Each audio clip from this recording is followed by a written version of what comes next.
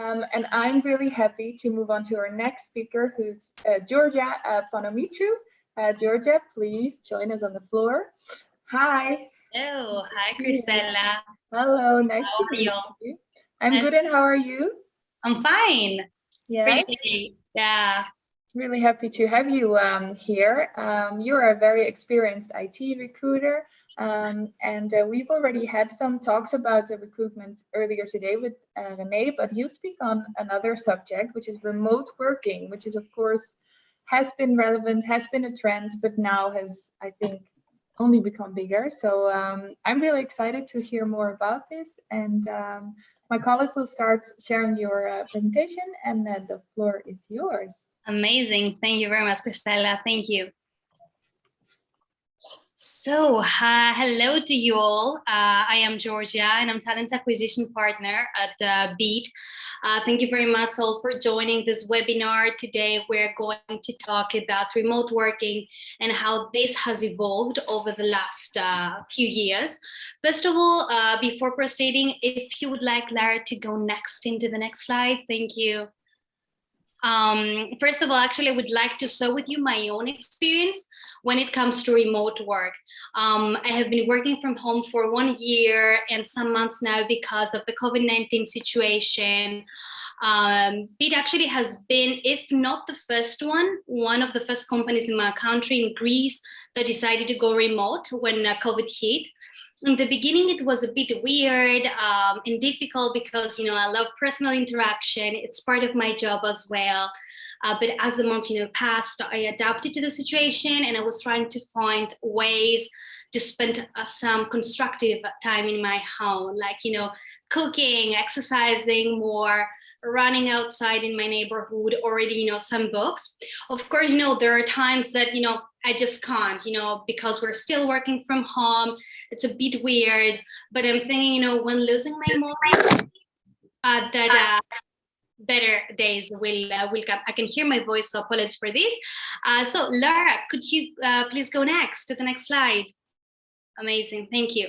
So the shift to remote work represent perhaps the single greatest modern opportunity to improve our company's happiness, diversity, productivity, agility, talent pool, and environmental impact. So it's easier to do now than ever, and the world's most innovative companies are adapting to it. But while this may be an incredible opportunity for companies to embrace remote work, there are many challenges that we need to address as well. We need to think about the COVID-19 situation as well, and we need to think how the pandemic has normalized remote work and what that might mean. Will we go to the office again? And if so, how often? What impact will a hybrid way of working have on how we communicate, connect, and create? Will work from home be a great opportunity in terms of quality and diversity? And what will work mean in our offices, our virtual, and will those day-to-day, let's say, social interaction? So Lara, could you please go next? Thank you. So, of course, we need to think that this is not a trend, of course. It's a conscious shift. It's a fundamental shift in the way that humans work and live, and it's bigger than any single company or industry. We need to think about our happiness as well. A better work-life balance, more time with family, and no commute as major contributors to our happiness. Then remote work is inclusive. Modern companies strive to champion diversity and inclusion, but are severely limited by the office, which exclude actually entire population from the workforce by imposing geographic, economic, physical, and cultural restrictions, among others. So anybody can work here, including you, and you, as long as you live in this country, in this state, in this city. Remote work removes these restrictions and opens doors to all of us. Remote work improves as well productivity. One of the most productive aspects of office, of course, is our ability to facilitate collaboration and connection. But this can also hurt it. Employees may feel distracted at work, citing office noise, interruptions from coworkers, and so on. But remote work actually debiases and reduces bureaucracy by forcing companies to measure performance by results and output and nothing else. You're probably all too familiar with the fallacy that the people who spend the most time in the office are the most productive ones. But when companies go remote, the focus shifts from the office formalities to the work itself, because the work is what's most visible. Remote work as well attracts talent. We have seen this. I'm working, with many, candidates from all around the world. It's part of my job. So actually, remote attracts more talent because work flexibility is becoming the norm.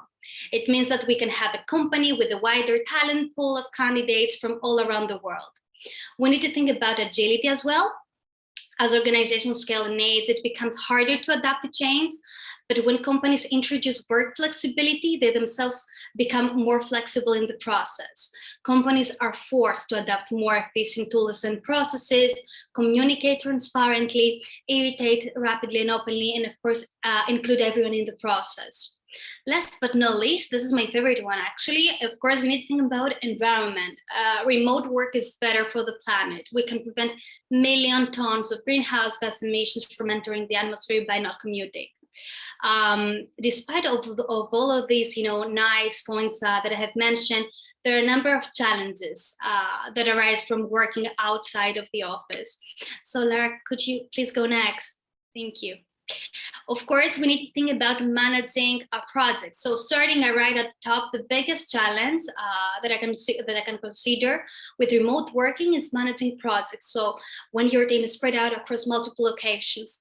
Thankfully, nowadays we have many tools for just about every challenge a remote team could experience. We need to think as well about remote collaboration. The most common challenge remote teams experiencing is collaborating from different locations. The first thing you need for remote collaboration is an effective communication channel, because we need something, instant, responsive, and quite flexible. Then we need to think about tracking tasks and productivity. Now we're getting into some of the more complex problems of managing remote teams, because to hit big targets, you need to make sure the tasks are getting completely in a timely manner. So for that case, be sure to have, let's say, to have regular one-on-one meetings with your managers, with your peers, serve feedback, and be ready actually to receive one. Then we need to think about, working from different time zones, locations, and so on. One of the greatest actually freedoms remote working gives businesses is the ability to hire talent from all around the world. The downside is most of this talent can be working in different time zones, which actually can put your team out of sync. So a way to solve this problem is to have a few guidelines in place for the team members, be consistent in the program, of course. Then we need to think about cultural differences. When you've got a remote team of peers from around the world, you're also likely going to have a rich mix of languages, cultural backgrounds coming together on projects. But, my advice here is be ready to embrace multiculturalism and anticipate it, of course. The best way to avoid any misunderstanding is an open and honest communication. Building trust can be difficult to achieve at times, especially on the remote teams, but get to know each other, be responsive and reliable, promote transparency, avoid any kind of micromanagement, and lead by example would be, some solutions on this. We need to think as well about legal aspects. This is a hot topic because companies need to take this into account as well. Employing a remote workforce can bring enormous benefits to an organization, but employing remote workers also comes with its own set of legal implications that companies need to consider as well. Each of these legal issues could be a potential liability for companies. So companies' legal departments need to take into account international employment laws, payroll, taxation, because could be proved like a tricky part. So creating and implementing a remote work policy that addresses legal issues can help prevent them from arising in the first place. So Lara, could you please go next? Thank you so much. So we need to think about COVID-19 as well and how its impact has brought up the hybrid model. So what is the hybrid working model in the first place? Actually, it's a location flexible arrangement allowing employees to combine on-site and off-site work. Following the lifting, of course, of COVID lockdowns worldwide, a wide range of hybrid arrangements have emerged, granting employees some flexibility. Hybrid work tends to include more freedom around when to work as well as where, and it generally grants more autonomy to employees. From the other side, the pandemic has drawn attention to some challenges among those allowed to work remotely, including maybe, the spotty quality of internet access, the demands of parenting and caring, the luxury of rooming homes and outdoor space that make working from home, comfortable. So here we can see, both some challenges and some inequalities hidden in this way of working. There is also the question of personality. Some people need more time to adjust in this model, and this is, totally fine. Last but not least, should we think of it as an inbuilt inclusion problem? I mean, this kind of structure would have neither the interaction of face-to-face work, neither the fairness that fully remote workforces can aspire to. So the challenge is to develop and maintain a hybrid compatible culture. So how to make a hybrid helpful, the hybrid model helpful, rather than difficult for the company? So first of all, clarity and consistency around procedures is important to avoid any kind of conflict. Transparent communication is also critical. Everyone should be seen and heard to prevent any misunderstanding, and having in place tasks that employees can complete independently and make decisions really quickly without, requiring colleagues to be online at the same time. Because from my point of view, an efficient hybrid workplace actually shouldn't demand that everyone works at the same hour and at the same pace. So Lara, could you please go next? Question, of course. Before the questions, I would like actually to proceed with some conclusions here. As a company scale, remote work becomes less of a choice and more like a byproduct of growth. I believe that we all need to adapt in this situation because some great things could be achieved, like, diversity and agility. On the other hand, we need, of course, to think of the challenges and adapt. But, we as human beings, of course, we have a unique quality and flexibility in our lives, which helps us actually every day. This is called adaptability. It just takes a little creativity and comfort, getting used to a new way of doing things. So yes, I guess that's all from my end when it comes to remote work. Thank you all. Let's jump into your questions maybe. I don't know if there are any. Thank you so much. I do have a follow-up question actually. So it's just to asking your personal experience. What has for you been the biggest challenge in remote working and the biggest gift, so to say? Okay, so the biggest challenge for me personally is, of course, because I love the personal interaction. It's part of my job as well. I'm talking with candidates face to face in the office and so on. So this actually was the main problem for me. I love, talking, have, this kind of interpersonal, getting in touch with people. It's very important for me. It was hard in the beginning, but because we are all very into the Zooms nowadays and everything, it was easy actually to keep up. The greatest thing for me is actually I'm enjoying some time alone. I spent some time making other things that I didn't really have the time, like cooking, exercising more. So it was gave you some freedom as well. Yeah. Nice, great. I think that's the two. A lot of people experience like the two sides, I think. Of I feel the same. Working. Thank you. We have some questions from the audience as well. Okay, Martina is asking. I heard that because of remote working, employers are sometimes a bit hesitant to hire juniors because it's harder to teach them. Is that something you think is true that you experience as well? Mm-hmm. Okay, actually, this is not let's say the thing for me personally. I love get to know more people, juniors, seniors. So I'm very open to have people. It's not actually about seniority for me. It's like keeping up with this new kind of remote working. So for me, it's not like being more junior, being more senior. No. So I wouldn't think of it. Yeah, it's like more it's more like a personality thing. Like Yeah.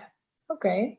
And another question someone is asking, that I think a lot of people feel like, how do you, when you start onboarding, how do you get to know an organization when you work remotely? Because normally, you know, you're both at the coffee machine, you hear something in the hallway. How do you replace that? Okay, I feel that we are doing a bit. It's the thing that we are following. We have, you know, every process in place, every good presentation in place. The teams and the hiring managers, among the managers, when they onboard a new person, a new engineer, because I'm working mostly on the engineering side, they have actually reschedule all the meetings to ensure a smooth transition, a smooth onboarding period. So this is very important actually for the companies to have in place, I feel, to have in place, you know, procedures, standard processes and rules to follow. Right. So what normally happens more informally, you need to sort of formalize a bit more then in like planned meetings. I feel that, yes, that you need to formalize it a bit. And of course, you know, it's again, you know, like, you know, just, you know, we're using Slack, for instance, here at VIT. So just, you know, Slack your colleagues, have a coffee chat with them, get to know your team and your peers, your stakeholders. It's very important. Yeah. I think that's true. And I think Slack is replacing it more and more, but it's different than when you walk into a meeting and you walk out. I also hear that some people try to stay on the Zoom meeting a little after a meeting ends, or start it a little bit earlier, for example, to replace this. I think it's true what you're saying, that it's still growing and we're growing into this more. Yeah. One more question I have, and that I also see Sabata referring to a little bit. How does it work with people working from their own country? Is it something that happens more now, that you hire more remotely as well, or that you're hiring from different countries? And yeah, how does that go? Yeah, actually, at BIT, of course, we have many people working remotely. We have already, you know, started this like 2 years ago, so it's not a new thing for us. Okay, it's not the easiest thing, but it's not, of course, the hardest thing. The hard thing here is to really be aware of the legalities around, you know, this. Be sure, you know, have a very good legal team. Be aware of the regulations, you know, so as to keep up with this kind of, you know, people who want actually to work remote. But apart from this, actually, has been proved. A very good, let's say, thing for us and for our company. We have many people working remotely for BIT. So yes, it was a successful story for BIT. Oh, good. Yeah, and it opens up a lot of opportunities for many people as well. Yeah, this is true. Yeah. Thank you so much for being with us and for answering our questions. Thank you. I think it's really insightful, and I think we'll hear a lot more about remote working in the future. If you want, you can stick around a bit. Maybe people have some more questions in the chat. Sure. Of course.